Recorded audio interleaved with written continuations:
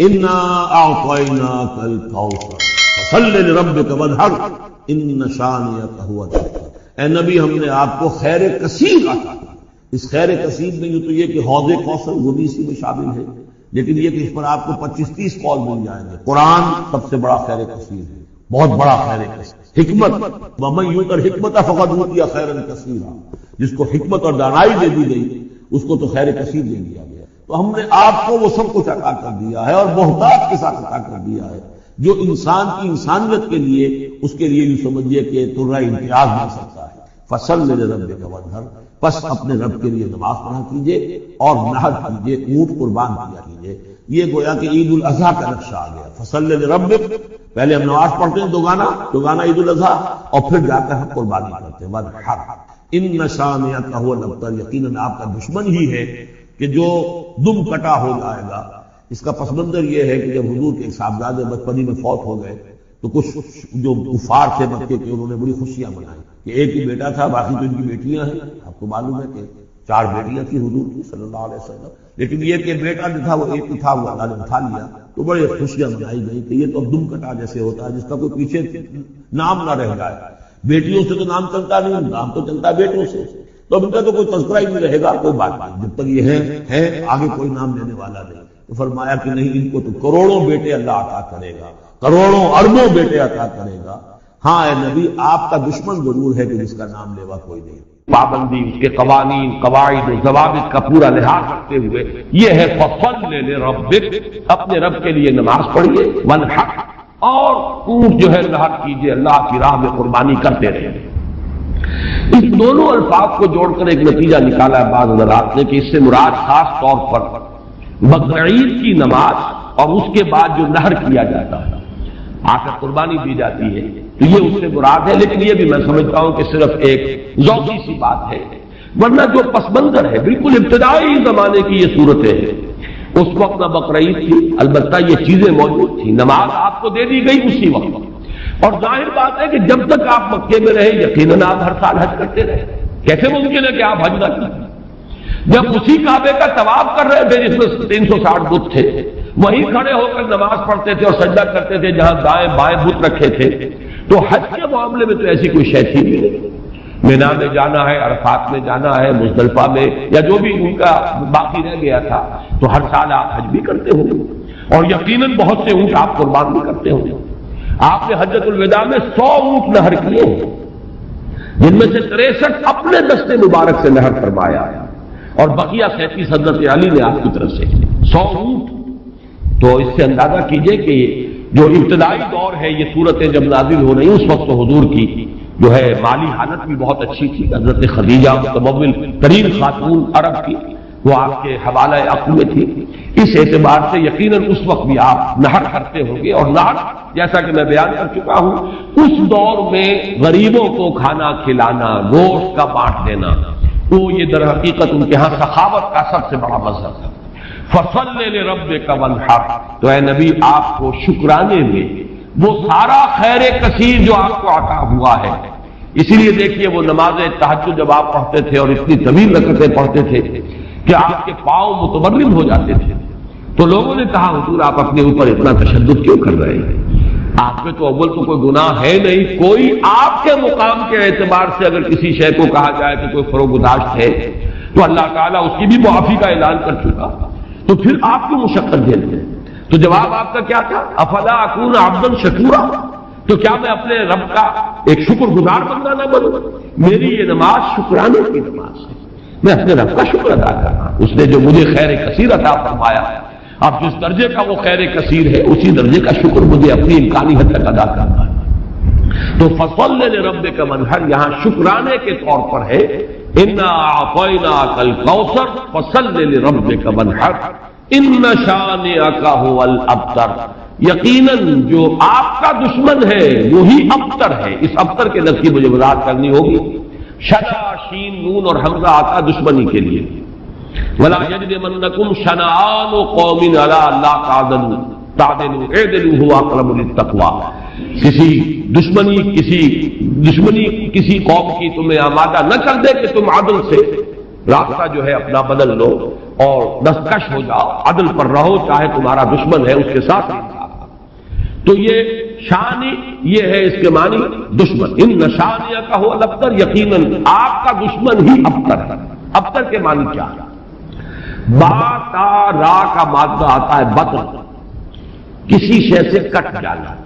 خاص طور پر ایک درخت ہے، اس کی شاخ کٹ گئی، علیحدہ ہو گئی، شاخ مریدہ، ظاہر بات ہے اب اس کے لیے زندگی نہیں ہے۔ جب تک درخت سے جڑی ہوئی تھی اس کے لیے تر و تازگی تھی، وہ بڑھے گی، اس پر پھل بھی آتا اگر وہ آم کا درخت تھا۔ اب جب کٹ گئی تو اب وہ سوکھے گی، ختم ہو جائے گی، اس کے لیے کوئی تر و تازگی نہیں ہے، اس کا کوئی شاندار مستقبل نہیں ہے۔ تو یہ کسی شے سے کٹ جانا، اسی معنی میں قوم سے کٹ جانا، علیحدہ ہو جانا، تنہا رہ جانا۔ لا تجعلنی فردن، مجھے اکیلا نہ بنا دے۔ تو یہ جو آتا ہے کہ میں اکیلا نہ رہ جاؤں، اس کے لیے بھی یہ لفظ آتا ہے۔ اور پھر جس کا ذکر یا جس کا سلسلہ منقطع ہو جائے، جس کے ہاں اولاد نہ ہو، اب نام اس کا کہاں رہے گا، ختم ہو جائے گا، اولاد نہیں ہے، وہ بھی ابتر ہے۔ گویا کہ اس کا ذکر باقی رکھنے والا کوئی نہیں رہا، اس کا نام نہیں رہے گا دنیا میں، اس لیے کہ اولاد نہیں، خاص طور پر اولاد نرینہ۔ اسی طریقے سے جس جانور کی، جس چوپائے کی دم کٹی ہوئی ہے اسے ابتر کہتے ہیں، دم کٹا، اس لیے کہ یہاں بھی کوئی شے کٹی ہوئی ہے اس کے جسم سے۔ تو یہ مختلف الفاظ ہے، یہ معنی ہے اس لفظ کے ابتر پر۔ اب اس کو نوٹ کیجئے، حضور کو ابتر کہا قریش، کن کن معنی میں کہا اس کی تفصیل میں ابھی آپ کو سنا رہا ہوں، اور اس کا جواب دیا جا رہا ہے کہ یہ آپ کو ابتر کہہ رہے اے نبی، در حقیقت یہ ابتر ہوگی، بلکہ یہ ابتر ہے۔ ان نشانیک هو الابتر، حضور کو ابتر کس کس معنی میں کہا ہے؟ بالکل اوائل میں جبکہ حضور صلی اللہ علیہ وسلم نے اپنا پیغام شروع کیا ہے تو لوگوں نے کہا بطرا محمد منا، یہ ابن جریر کی روایت ہے، محمد ہم سے کٹ گئے، ہمارا اپنا ایک طریقہ تھا، ہماری تہذیب، ہمارا تمدن، ہماری روایات، ہمارا مذہب، ہمارے عقائد، اب محمد ہم سے کٹ گئے۔ تو اس کا مطلب یہ ہے کہ یہ شاخ سوکھ جائے گا۔ یہ اگر جمعیت کے ساتھ رہتے، پوری اپنی قوم کے ساتھ رہتے تو ان کے لیے بھی شاندار مستقبل تھا، اب ان کا مستقبل بہت تاریک ہے۔ یہ بالکل ایسی بات ہے جیسے واصل بن عطا، یہ شاگردوں میں سے تھا حضرت حسن بصری رحمۃ اللہ علیہ، وہ تابعین میں سے ہے، ان کا شاگرد اور بڑا ذہین شاگرد، لیکن اس نے مسئلہ تقدیر پر، جبر و قدر پر بحثیں شروع کی۔ تو جب اس طرح کی باتیں اس نے کہی کہ جو اہل سنت کے شایان شان نہیں، تو پھر حضرت حسن بصری نے اسے اپنے درس سے نکال دیا اور کہا کہ اعتزل عنا، یہ ہم سے علیحدہ ہو گیا، اب اس کا رابطہ علیحدہ ہے، اس کا ہم سے کوئی تعلق نہیں۔ اسی اعتزل عنا سے اعتزال کا مذہب بنا ہے، اور معتزلہ کہلاتے علیحدہ ہو جانے والے لوگ۔ تو اسی طریقے سے قوم کا پہلا ریئیکشن یہ تھا حضور صلی اللہ علیہ وسلم کے بارے میں کہ بطا محمد منا، محمد ہم سے کٹ گیا صلی اللہ علیہ وسلم۔ اسی طریقے سے ایک مرتبہ قریش کی بڑی کوئی چوپال کے اندر ان کی بڑی مجلس تھی، اور کعب بن اشرف جو ہے وہ آیا ہوا تھا، یہودی، مدینہ منورہ سے، اس وقت تک تو یثرب تھا، ابھی کہاں مدینہ منورہ، اس وقت تک تو یثرب ایک بستی تھی، اس کا نام یثرب، وہ تو حضور ہجرت فرما کر گئے تو پھر وہ مدینۃ النبی اور المدینۃ المنورہ بنا ہے۔ تو وہاں لوگوں نے کہا، حضور کا ذکر کیا، اس نے پوچھا ہوگا کہ سنا ہے آپ کے ہاں کوئی ہے جس نے نبوت کا دعویٰ کیا ہے؟ تو الفاظ نقل کیے ہیں بزار نے حضرت ابن عباس رضی اللہ تعالی عنہما سے، الا تری الی ھذا الصبی المنبت، دیکھتے نہیں ذرا تم، الا تری، یہ وہی ارایت الذی، یہ ان کے ہاں تعجب کی بات ہوتی ہے، ذرا دیکھو، تعجب بھی تحقیر بھی، یہ ہمارا ایک بچہ ہے۔ اب دیکھیے بچہ کہہ رہے ہیں، حضور اس وقت 42-43 سال کے ہوں گے، لیکن ان اندازے حقارت ہے، یہ تحقیر۔ پھر یہ کہ یہ لوگ ہوں گے 60-60 65 70 کے، یہ بڑے چودھری بیٹھے ہوئے، تو ان کے لیے تو وہ نوجوانی کی جو عمر ہے وہ 42-43 سال، وہ بھی گویا کہ بچہ ہونے کی بات ہے۔ الا تری الی ھذا الصبی المنبت من قومہ، جو کٹ گئے اپنی قوم سے، یزعم انہ خیر منا، اور سمجھتا یہ کہ یہ ہم سے بہتر ہے، اس کا دین ہم سے، ہمارے دین سے بہتر، اس کا عقیدہ توحید ہمارے عقیدہ شرک سے بہتر۔ وَنَحْنُ أَهْلُ الْحَجِيجِ وَأَهْلُ الصَّدَانَةِ وَأَهْلُ السِّقَايَةِ، حالانکہ ہم حاجیوں کا بندوبست کرنے والی قوم ہے، ان کی میزبانی کرتے ہیں، انہیں پانی پلاتے ہیں، یہ جب الفاظ میں پڑھ رہا تھا آج تو مجھے وہ آیت یاد آئی سورہ توبہ کی، اجعلتم سقایۃ الحاج وعمارۃ المسجد الحرام کمن آمن باللہ والیوم الآخر وجاہد فی سبیل اللہ، اللہ پر ایمان لانا، یوم آخر پر ایمان لانا اور جہاد کرنا، یہ ہے اصل اعمال۔ یہ حاجیوں کی کوئی خدمت کر لی، پانی پلا لیا، تم نے اس کو بڑی اونچی نیکی سمجھا ہوا ہے۔ تو یہ بھی منبتر اس شخص کو کہیں گے جو کٹ گیا اپنی قوم سے۔ سب سے زیادہ تلخ انداز میں جو بات کہی گئی حضور کے بارے میں اور ابتر کا لفظ آپ کے بارے میں استعمال ہوا، اور یہ سمجھیے کہ یہ بھی دنات اور پستی کی انتہا تھی۔ حضور کے دوسرے صاحبزادے حضرت عبداللہ کا جب انتقال ہوا، یہ ذرا نافلہ تعلق کے درجے میں نوٹ کر لیجئے کہ حضور کی صاحبزادیاں اور آپ کو 2 بیٹے، 4 بیٹیاں اللہ نے حضرت خدیجہ کے بطن سے عطا فرمائیں۔ آپ کی کسی اور زوجہ سے اولاد نہیں ہوئی، صرف ایک کنیز ماریا قبطیہ کے بطن سے حضرت ابراہیم، اور وہ مدنی دور کا آخری زمانہ ہے جبکہ آپ کو وہ اللہ نے بیٹا عطا فرمایا، وہ بھی کم سنی کے اندر فوت ہو گئے حضرت ابراہیم۔ تو یہ جو ترتیب ہے حضور کی اولاد میں، سب سے بڑے تھے قاسم، اسی لیے ابو القاسم آپ کی کلیت ہے۔ اس کے بعد حضرت زینب، اس کے بعد عبداللہ، حضرت عبداللہ حضور کے دوسرے بیٹے، اور پھر 3 بیٹیاں ام کلثوم اور فاطمہ اور رقیہ رضی اللہ تعالی عنہم وعنہن، ان سب سے اللہ تعالی راضی ہو۔ یہ آپ کی اولاد ہے۔ پہلے قاسم فوت ہو گئے تو چلیے ایک بیٹا عبداللہ ابھی آپ کے پاس تھا، جس رات ان کا بھی انتقال ہو گیا اس کے بعد چرچا ہوا محمد ابتر ہو گئے۔ چنانچہ سب سے زیادہ کمینگی کا مظاہرہ جو ہے ابو لہب نے کیا، پڑوسی تھا حضور کا۔ اب بھی آپ جاتے ہیں تو حضور کا گھر اور اس کے ساتھ ہی وہ ابو لہب کا گھر جو ہے اس کے اب تو نشان باقی رہ گئے، صرف باقی اب سب ختم ہوا، بڑے بڑے محل بن گئے ہیں ان کے آس پاس، بڑی عمارتیں بن گئی ہیں۔ ابو لہب دوڑا دوڑا گیا ہے اسی شب، ادھر انتقال ہوا ہے عبداللہ کا، اور وہ دوڑا ہوا گیا، اس نے جا کے خوشخبری دی، بطر محمد اللیلہ، آج کی رات محمد کی جڑ کٹ گئی، محمد ابتر ہو گیا صلی اللہ علیہ وسلم۔ گویا کہ خوشخبری دے رہا، یہ دنات اور پستی کی انتہا ہے۔ اس کو نوٹ کر لیجئے کہ اب آگے چل کر سورۃ اللہب اب دور نہیں رہی ہے، شاید اگلے ہی درس میں ہم 3 صورتیں پڑھیں گے، سورہ کافرون، سورہ لہب اور سورۃ النصر۔ آج جیسے 2 پڑھ رہے ہیں، پچھلے درس میں بھی 2 صورتیں پڑھی تھی، اگلے درس میں 3 صورتیں پڑھیں گے انشاءاللہ۔ بدترین انسان، ارذل الخلائق جو تھا حضور کے دشمنوں میں، وہ ابو لہب ہے، قریب ترین عزیز، حضور کا سگا چچا، لیکن یہ کہ بدترین دشمن، اور دشمن بھی دشمن میں فرق ہے۔ خدا پنج انگوش یکساں نہ کر، نہ ہر زن زنستو نہ ہر مرد مرد، خدا پنج انگوش یکساں نہ کر۔ آپ کے موافقین اور مومنین بھی برابر نہیں تھے، کہاں حضرت ابو بکر رضی اللہ تعالی عنہ، کہاں اس دور کے کوئی عام صاحب، پھر آپ کے دشمن بھی برابر نہیں تھے۔ تو بدترین دشمن یہ ابو لہب ہے، اور اندازہ کیجئے اس کی دنات کا کہ بطر محمد اللیلہ، آج کی رات محمد کی جڑ کٹ گئی، ابتر ہو گئے محمد۔ بارک اللہ، یہی لفظ کہے تھے پھر عاص ابن وائل سہمی، جو آپ کے دشمنوں میں سے، مخالفین میں سے بہت بڑا چودھری تھا، ان محمد ابتر ہو، اب تو محمد ابتر ہو گئے، ان کی جڑ کٹ گئی۔ لا ابن له يقوم مقامه بعده، اب ان کا کوئی بیٹا رہا ہی نہیں کہ جو ان کی جگہ، ان کے مقام پر، ان کی جگہ پر کھڑا ہو، جانشین بنے، ان کے مشن کو آگے لے کر چلے۔ فَإِذَا مَاتَ انقطع ذِكْرَهُ، جب محمد فوت ہو جائیں گے تو ان کا ذکر بھی منقطع ہو جائے گا۔ یہ وہ ابتر کا مفہوم جس کا کہ تقابل ہم کریں گے، اِنَّا رَفَعْنَا لَكَ ذِكْرَكَ، وہ کہہ رہے تھے کہ ذکر منقطع ہو جائے گا، اور سورۃ الانشراح میں اللہ کی طرف سے نوید آئی، وَرَفَعْنَا لَكَ ذِكْرَكَ، ہم نے تو آپ کا ذکر بہت بلند کر دیا۔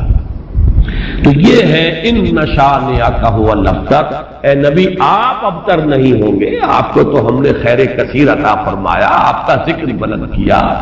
آپ کی مانوی اولاد، آپ کی امت، کتنے بڑے بڑے اولیاء اللہ، صوفیاء، اہل اللہ، اتقیاء، صلحاء، مجددین، علماء، جن کے بارے میں علماء امتی کا انبیاء بنی اسرائیل، وہ سب آپ کی مانوی اولاد۔ پھر آپ کی صاحبزادی حضرت فاطمہ سے جو اولاد چلے گی، اس کا جو مقام و مرتبہ دنیا میں ہوگا، تو آپ ابتر نہیں ہے معاذ اللہ. جیسے سورہ نون کے شروع میں فرمایا نون والقلم وما یسطرون ما انت بنعمت ربک بمجنون. اور کچھ دنوں کے بعد دیکھ لیں گے کہ کون مجنون تھا. محمد مجنون تھے معاذ اللہ یا ابو جہل مجنون تھا اور پاگل ہو گیا تھا, اس کی مت ماری گئی تھی. فَسَتَنظُرُ وَيَنظُرُونَ بِأَيِّكُمُ الْمَفْتُونُ. یہ میں بھول رہا ہوں آیت, آپ بھی دیکھ لیں گے اور یہ بھی دیکھ لیں گے کہ کون تھا جو کہ بچل گیا تھا اور جس کی مت ماری گئی تھی. اسی طرح یہاں فرمایا ان شانئک هو الابتر. درس تو مکمل ہوا, اب ذرا بعض زمینیں ہیں ان کو چونکہ آئندہ کے درس سے بھی تعلق ہے. اور جیسے میں نے مولانا فراہی رحمۃ اللہ علیہ کے بارے میں اپنے پچھلے درس میں کچھ عرض کیا تھا کہ اگرچہ ان کا بہت اونچا مقام ہے میری نگاہ میں, لیکن وہ سائنٹیفک ریشنلزم سر سید کی صحبت کی وجہ سے اور ان کے زیر اثر آنے کی وجہ سے کسی نہ کسی درجے میں متاثر ہو گئے تھے. جو سورہ فیل میں انہوں نے تمام جو مفسرین اور تمام معصور جو تفسیر ہے ان کو چھوڑ کر ایک علیحدہ رائے اختیار کی. اسی طرح چند باتیں آج میں عرض کرنا چاہتا ہوں.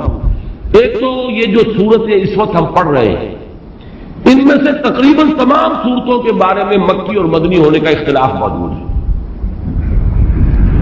حالانکہ اکثر و بیشتر کے نزدیک اجماع امت اور اجماع مفسرین کے نزدیک یہ ساری صورتیں جو ابھی تک ہم نے پڑھی ہیں یہ مکی ہے, لیکن مدنی کی روایات بھی موجود ہیں.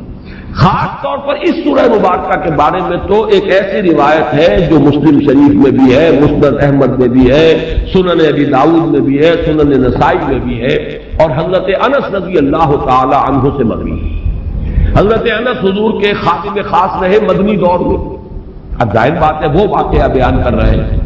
وہ کہتے ہیں کہ ایک روز حضور ہمارے مابین تشریف فرما تھے اور کچھ گفتگو ہو رہی تھی. اچانک کچھ آپ کو ایک خاص اونگ کی سی کیفیت آپ پر طاری ہوئی, یعنی آپ نے آنکھیں بند کی اور اس کے بعد آپ نے آنکھیں کھولی تو آپ کے چہرے پر مسکراہٹ تھی, تبسم تھا. ہم نے پوچھا کس بات پر؟ آپ نے فرمایا کہ مجھ پر سورت نازل ہوئی ہے, اور پھر بسم اللہ پڑھ کر آپ نے انا اعطیناک الکوثر فصل لربک وانحر ان شانئک هو الابتر یہ سورہ مبارکہ سنائی. اب یہ روایت اتنی قوی ہے کہ اس کی بنا پر کچھ حضرات کی رائے ہے, اکرمہ اور مجاہد اور قتادہ, اور اس کو امام مسلم نے بھی تسلیم کیا, اور الاتقان میں امام سیوطی نے بھی اسے مدنی صورت قرار دیا. جبکہ حضرت ابن مردویہ سے یہ مروی ہے کہ ابن عباس, عائشہ اور ابن زبیر رضی اللہ تعالی عنہم یہ سب کے سب اسے مکی قرار دیتے ہیں, اور جمہور مفسرین نے اسے مکی قرار دیا ہے. میں نے خاص طور پر آج بات اس لیے بیان کی ہے کہ ان چھوٹی صورتوں کے بارے میں اکثر و بیشتر کے بارے میں اختلاف ہے, نمبر ایک.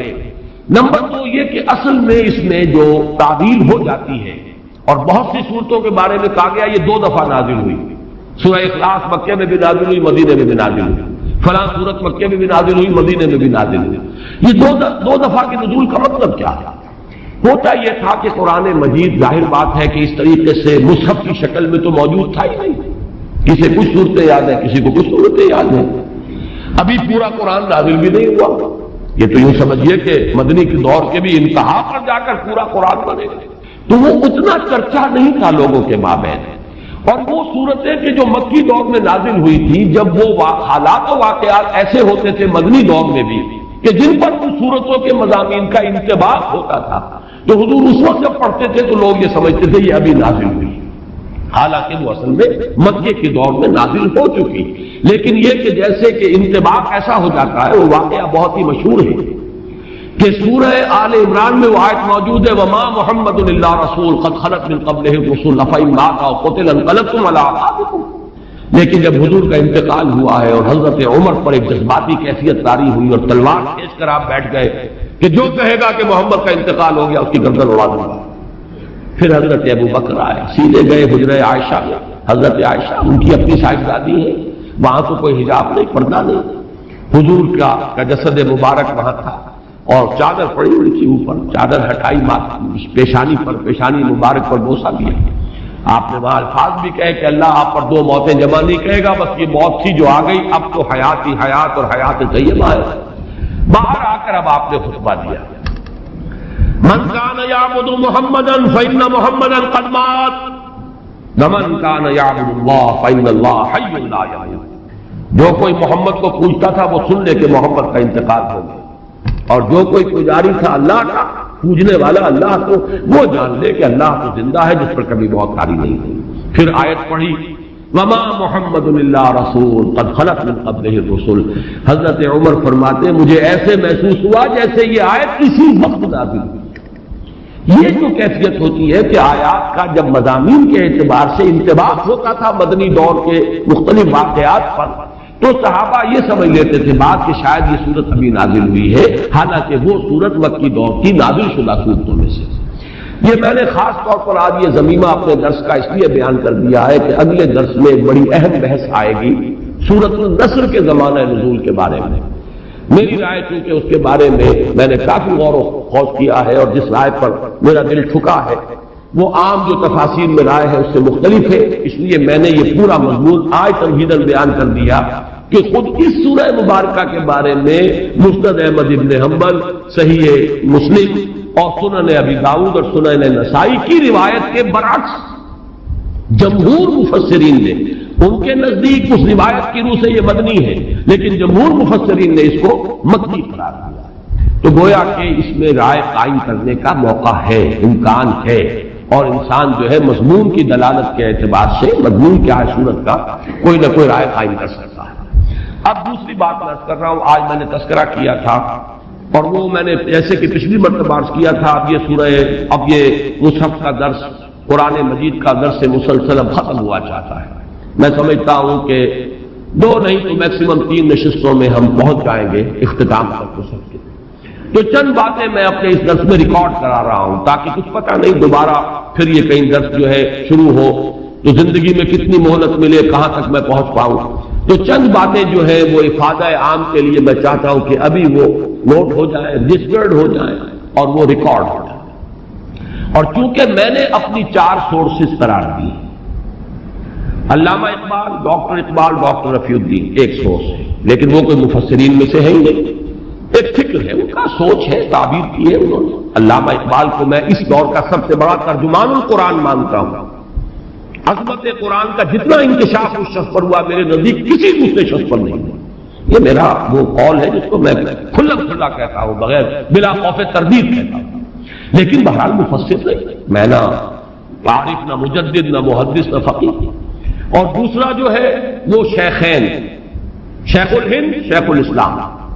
شیخ الہند مولانا محمود حسن کا ترجمہ اور شیخ الاسلام مولانا شبیر احمد عثمانی کے حواشی۔ یہ غربت الوسطیٰ ہے جس کو میں نے مضبوطی سے تھاما ہے۔ سچ کے ساتھ میرا رشتہ اس حدیث اور اس ترجمے اور تفسیر کے حوالے سے قائم ہے، اسلاف کے ساتھ میں جڑا ہوا ہوں۔ یہ الغربت الوسطیٰ اس کی وضاحت میں کر چکا۔ لیکن استفادہ زیادہ جو میں نے کیا ہے وہ دوسرے 2 شعبے ہیں، مولانا فراہی اور ان کے شاگرد مولانا اصلاحی، مولانا ابوالکلام آزاد اور ان کے مانوی جانشین مولانا سید ابو العلا مودودی۔ ان میں سے 2 حضرات کے ساتھ میری طویل ایسوسیشن رہی ہے، جماعت اسلامی کے ساتھ مولانا مودودی کے ساتھ، پھر مولانا اصلاحی صاحب کے ساتھ اس سے بھی طویل۔ اس پہلو سے میں ان دونوں کے مابین جو بھی کوئی ربط اور تعلق ہے یا جہاں جہاں مجھے اختلاف ہوتا ہے میں اس کو خاص طور پر بیان کر دیتا ہوں، وہ کسی قد کی وجہ سے نہیں ہے، بلکہ اس لیے کہ چونکہ میں نے ان سے بہت کچھ فیض حاصل کیا، لہذا جہاں مجھے ان کی کسی رائے سے اختلاف ہے اسے میں نوٹ کروا دیتا ہوں، تاکہ وہاں میری رائے جو ہے یہ نہ سمجھی جائے کہ میری رائے بھی وہی ہے جو مولانا مودودی کی ہے یا مولانا اصلاحی کی۔ بہرحال اس وقت جو بات مجھے نوٹ کرانی ہے وہ یہ ہے، کیونکہ میں نے آج کہا تھا کہ تفسیر سورہ کوثر کا جب میں نے تقابلی مطالعہ کیا مولانا اصلاحی صاحب نے تو کچھ بھی نہیں لکھا اور کوئی اس پر محنت نہیں، کوئی حق ادا نہیں۔ مولانا فرائی کی کچھ چیزیں نقل کی جیسے سورہ فیل میں نقل کی ہیں، اسی طریقے سے سورہ کوثر میں نقل کر دی، لیکن یہ کہ مولانا مودودی نے تفہیم میں واقعہ یہ کہ حق بڑی محنت کی، ساری معلومات جمع کرنا۔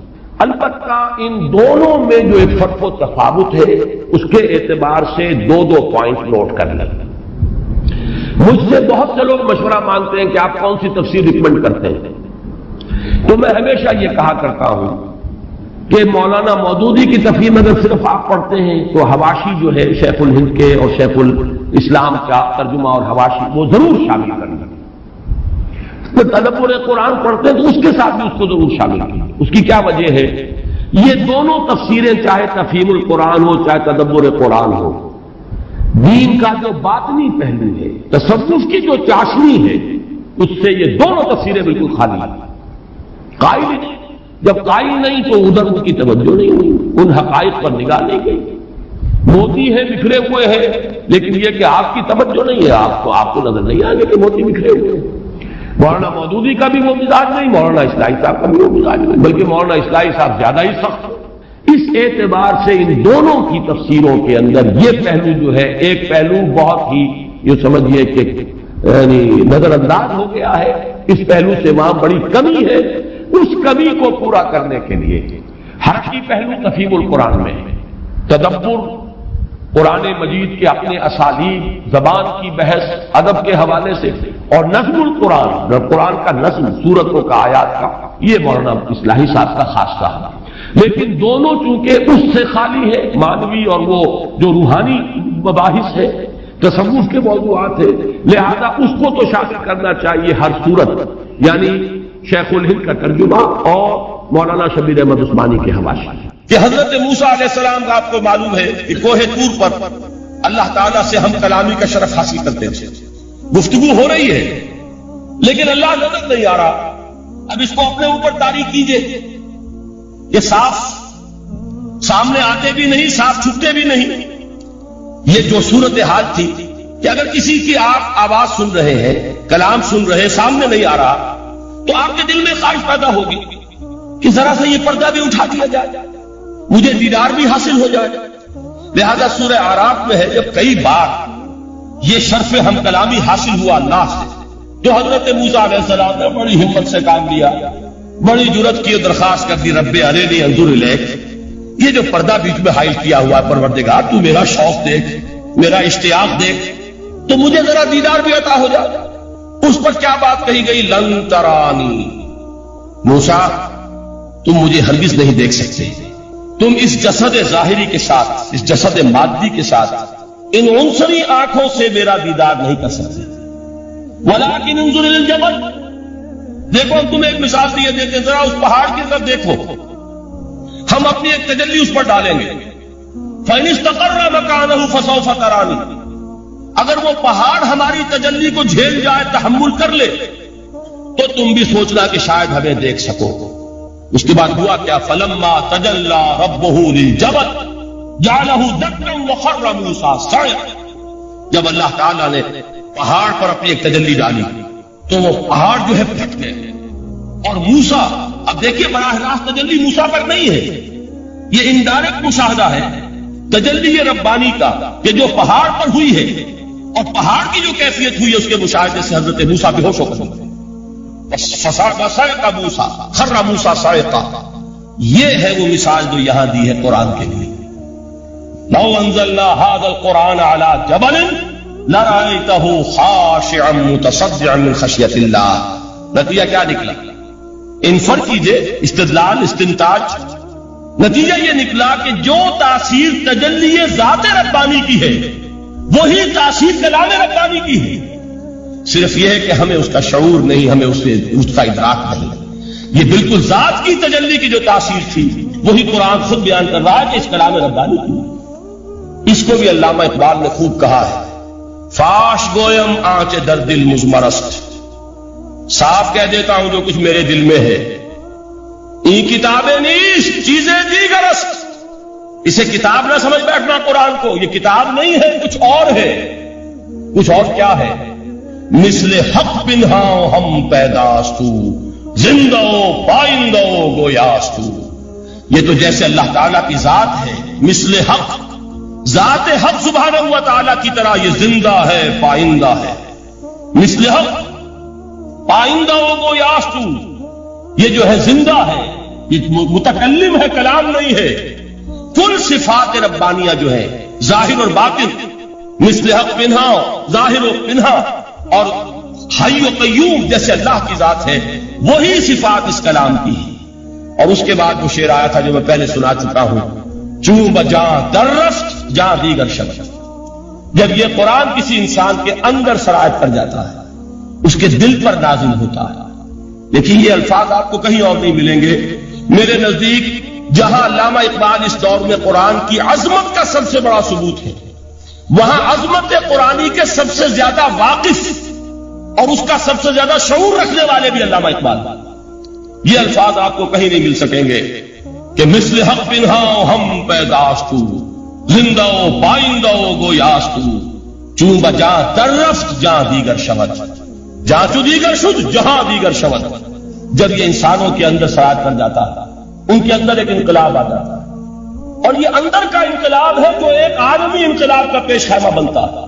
آپ آرڈیننس کے ذریعے سے نمازیں پڑھوائیں گے تو پھر نماز وہی پڑھی جائے گی جو آفس ٹائم میں آئے گی، باقی اور کیوں پڑھیں گے؟ وہ تو آرڈیننس کے ذریعے سے پڑھائی جا رہی ہے. اس کا حشر تو وہ ہوگا جو ہمارے ہاں دیکھا جا چکا ہے. اور اس وقت بھی اس زمانے میں نے یہ سنا ایک جگہ کہ کلاس 4 امپلائیز جو ہیں وہ شروع میں جب آرڈیننس نافذ ہوا تھا ہمارے ہاں تو دفتروں میں بڑا اہتمام ہوا، آفیسرز نے خاص طور پر بڑے اہتمام سے ظہر کی نماز پڑھنی شروع کی. لیکن مجھے بتایا گیا کہ کلاس 4 امپلائیز جو ہیں ہمارے، یہ ڈرائیورز ہیں، پی اینز ہیں، یہ کھڑے ہنستے رہتے ہیں، شریک نہیں ہوتے. میں نے ان سے کہا وہ اس لیے کہ انہیں معلوم ہے کہ آپ بھی تو یہی پڑھ رہے ہیں صرف نماز، باقی آپ کے ڈرائیور سے اور آپ کے خانسامہ سے یہ بات چھپی ہوئی نہیں ہے کہ اثر آپ نے بھی نہیں پڑھنی، یہ صرف زور ہے جو آپ پڑھ رہے ہیں.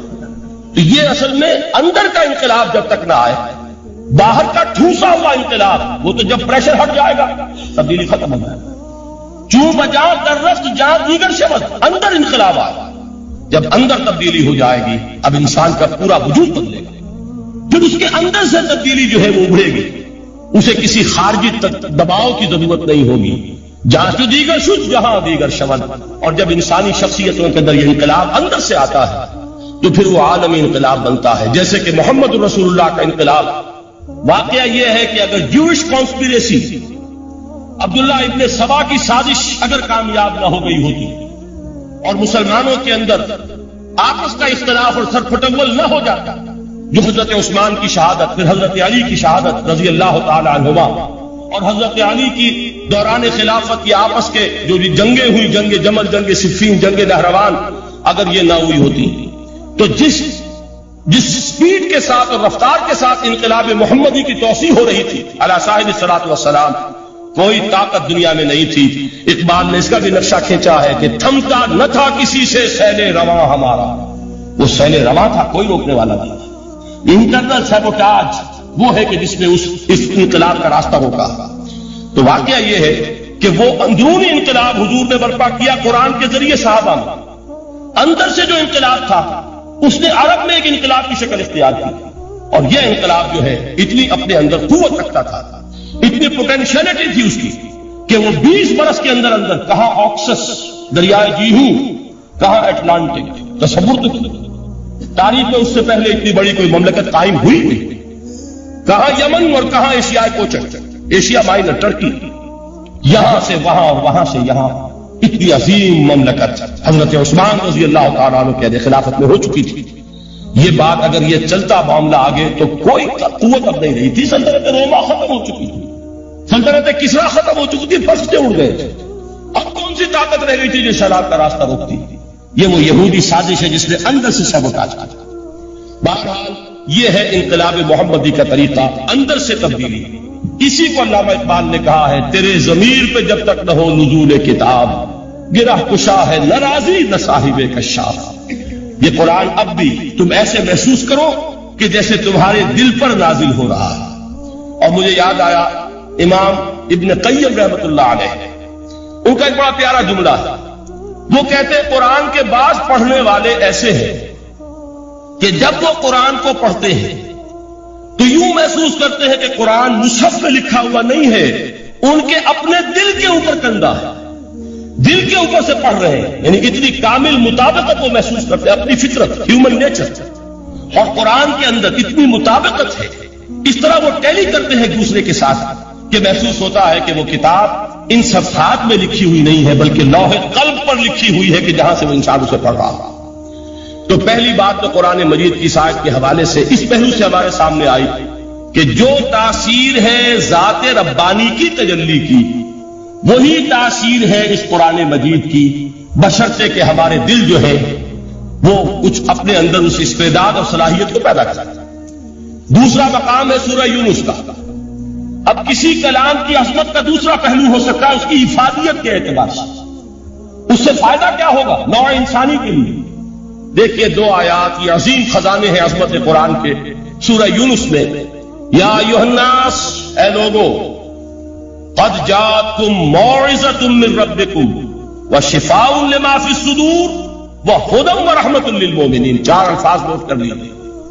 اے لوگو، آ گئی ہے تمہارے پاس وہ چیز تمہارے رب کی طرف سے جو موعظہ ہے. موعظہ کسے کہتے ہیں؟ نصیحت. اس بات کو ذرا سمجھ لیجیے ترتیب کیا ہے. نصیحت اسے کہتے ہیں، جی رہا نہیں جا رہا، میں نے اس کی ترتیب بدلی ہوئی ہے. مجھے یاد دلایا ایک صاحب نے کہ سورہ رحمان کی ابتدائی آیات کا بیان تو رہ گیا، وہ رہا نہیں، میں نے پڑھا کسی اور ترتیب سے تھا، بیان کسی اور ترتیب سے کر رہا ہوں. پڑھنے میں 4، 2 اور 1، اور اب جو میں بیان کر رہا ہوں پہلے 1 آیت سورہ حشر کی جو بیان کی، اب 2 آیات ہے سورہ یونس. لوگوں تمہارے پاس آ گئی ہے تمہارے رب کی طرف سے موعظت، اور تمہارے سینوں کے اندر جو روگ ہیں ان کے لیے علاج. توجہ کیجیے گا، ہم نے قرآن کو کیا سمجھا ہے؟ صرف ایک مقدس کتاب، ایک حصول ثواب یا ایصال ثواب کا آلہ. قرآن ہے کیا؟ نمبر 1 موعظہ. موعظہ کسے کہتے ہیں؟ وعظ اسے کہتے ہیں وہ بات جس سے دل نرم ہو جائے، دل کے اندر گداز پیدا کرنے والی شے. وجہ کیا ہے؟ اعلیٰ سے اعلیٰ حکیمانہ بات کسی سے کہی جائے، دل سخت ہے، اثر نہیں ہوگا. ایک کرست آ جاتا ہے انسان کے دل کے اوپر، جیسے کہ یہود کے علماء کے بارے میں فرمایا گیا، ثم قست قلوبکم فہی کالحجارۃ او اشد قسوۃ وان من الحجارۃ لما يتفجر منه الانہار وان منها لما يهبط من خشیۃ اللہ وان منها لما يشقق فيخرج منه الماء. اے لوگوں، پھر تمہارے دل سخت ہوتے چلے گئے، پھر وہ پتھروں کے مانند سخت ہو گئے، بلکہ ان سے بھی زیادہ سخت، اس لیے کہ پتھروں میں تو وہ بھی ہوتے ہیں کہ جو اللہ کے خوف سے گر جاتے ہیں، پتھروں میں وہ بھی ہوتے ہیں کہ جو اللہ کی خشیت سے پھٹ جاتے ہیں، ان میں سے پانی بہ نکلتا ہے. پتھر تو اس طرح کے ہیں، لیکن انسان کا دل جب سخت ہو جائے، جب پتھر بن جائے، تو کوئی شے دنیا کی اس کی سختی کا مقابلہ نہیں کر سکتی. پہلے اس سختی کو نرم کریں گے، جیسے زمین ہے چٹیل زمین، اس زمین کے اندر ہل چلے گا تو بارش جو ہے فائدہ دے گی. اس کو آپ زمین کو نرم کرتے ہیں تاکہ وہ بارش کو جذب کرے، ورنہ چٹیل زمین ہے سخت، وہ پانی بہ جائے گا اور وہ زمین کے اندر جذب نہیں ہوگا.